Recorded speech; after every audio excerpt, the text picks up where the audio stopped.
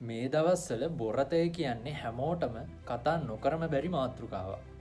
හැබැයි මේ දේවල් ටික චුට්ටක් ඔයාලා දැනගෙන හිටියද කියලා බලන්න.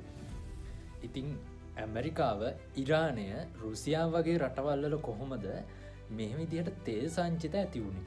මීට වසර මිලියන ගණනකට කලින් මුහුද ජීවත්වෙච්ච සත්තු සහ ශාක මැරිලා තැන්පත් වෙන්න අරගෙන තියෙනවා මුහුදු පතුලේ. ඊට පස්සේ ඒකට උඩින් මැටි තට්ටු, වැලි තට්ටු වගේ දේවල් තැන්පත් වෙන්න අරගෙන අධික පීඩනයකට ලක් වෙලා තියෙනවා.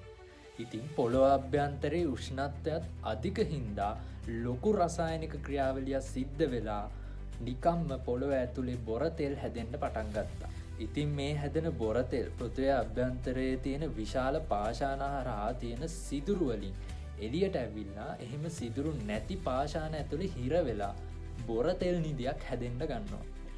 ඉතින් බොර තෙල් කියපම ඔයාලට මතක් වෙන්නේ පෙට්‍රල් ඩීසල් විතරක් වුණාට ගුවන් යානා ඉන්ධන, ඊට පස්සේ ගෑස්, අනිත් පැත්තට අපි පාවිච්චි කරන බෙහෙත් පෙත්තේ ඉඳන් ප්ලාස්ටික් වෙනකන් හැම දෙයක්ම හදන්නත් මේ බොර තෙල් ඕන වෙනවා.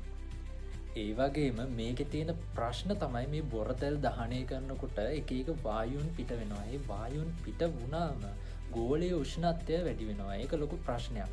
අනිත් එක තමයි මේවා සාගරයට කාන්දු වුණොත් එහෙම සාගර පද්ධතියට විශාල වශයෙන් හානි සිද්ධ වෙනවා. අනිත් විශාලම ප්‍රශ්නේ තමයි මේ බොර තෙල් කියන එක පුනර්ජනනීය බලශක්තියක් නෙමෙයි. ඒ කියන්නේ කවදා හරි ලෝකයේ බොර තෙල් කියන එක ඉවරයක් වෙනවා.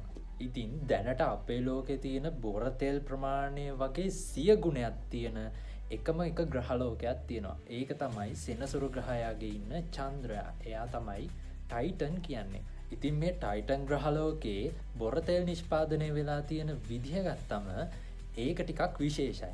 මොකද අපේ ග්‍රහලෝකයේ වගේ ජීව ක්‍රියාවලියකින් නෙමෙයි මේක සිද්ධ වෙලා තියෙන්නේ. අමුතුම රසායනික ක්‍රියාවලියකින්. මේ ගැන හරියටම හොයන්න 2030 වෙනකොට නාසා ආයතනය මගින් ටයිටන් ග්‍රහලෝකයට යානයක් යවන්න සූදානම් කරලා තියෙනවා. ඉතින් අවසානයේ කවදා හරි දවසක අපේ ලෝකේ බොර තෙල් ඉවර වුණොත් මොනවා කරයිද?